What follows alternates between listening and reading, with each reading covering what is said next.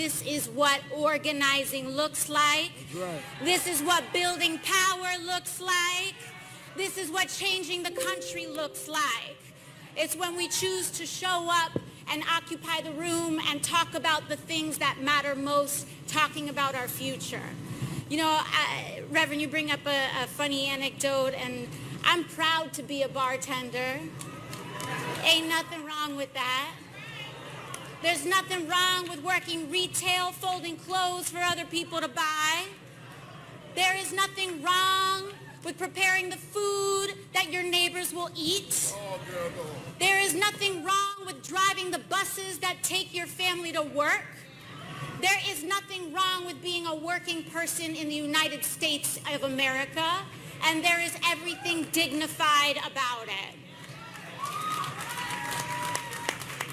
I, in fact, am encouraged when people remind the country of my past, not because of anything about my story, but because it communicates that if I could work in a restaurant and become a member of the United States Congress, so can you.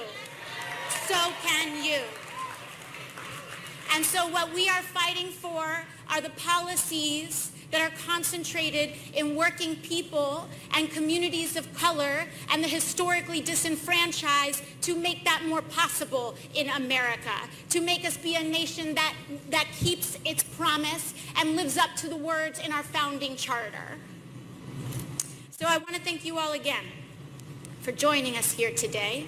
And I think it's a very important morning, because with our work, and if we organize, and if we fight like we've never fought before, then it is entirely possible that we just listened to someone who will be the next president of the United States this morning.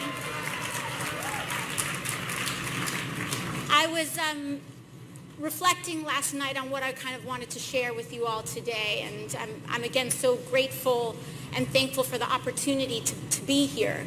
And so as a result, I was nervous, because this is a big deal. And, you know, last night, yesterday, April 4th, marked the 51st anniversary of Dr. King's assassination.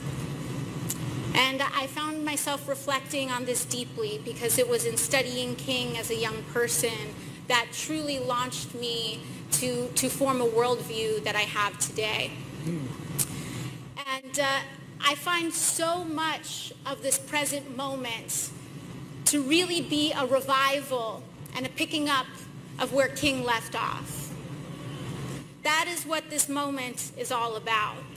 But for a figure that was so widely lauded and is so widely commended in our history, so much about King's legacy is hidden in plain sight.